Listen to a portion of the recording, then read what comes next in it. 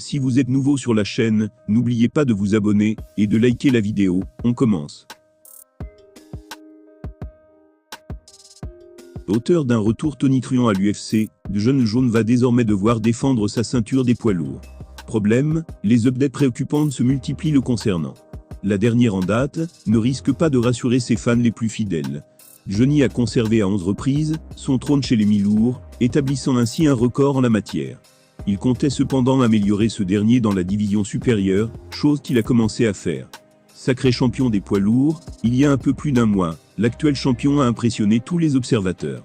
Après 3 ans d'absence, sa victoire de prestige sur Cyril Gane laissait même présager d'un nouveau règne de sa part.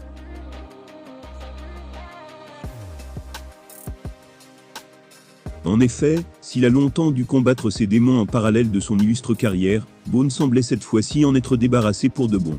Totalement dévoué à sa discipline, il se disait même impatient de défendre sa ceinture face à Stipe Miocic. Pour cette occasion, il visait l'International Fight Week. Mais ça c'était, avant qu'une série de tweets assez troublants fasse naître des doutes sur son état mental. Le pire est que la situation ne fait qu'empirer. Tandis que le prochain title fight chez les lourds paraissait déjà figé avant même celui entre Jones et Gane, l'UFC tarde à l'officialiser.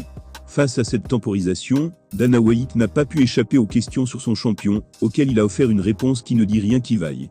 Marc Raimondi de ESPN a d'ailleurs confirmé ce mauvais pressentiment ces dernières heures, avec une grosse mise au point.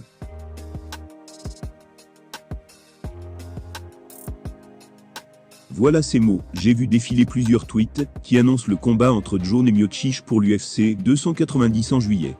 Cette affiche reste celle que toutes les parties souhaitent mettre en place, mais elle n'aura pas lieu en juillet. Elle n'a fait l'objet d'aucun échange à ce sujet depuis quelque temps maintenant. Il y a bien plus de chances qu'elle soit fixée à l'automne. Si le duel entre les deux têtes d'affiche des moins de 120 kg serait donc toujours dans les cordes, il paraît désormais peu probable qu'il ait lieu cet été.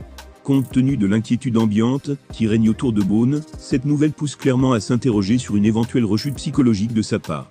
À moins que ce ne soit Miocic qui repousse l'échéance, comme le suggérait de façon virulente son futur adversaire.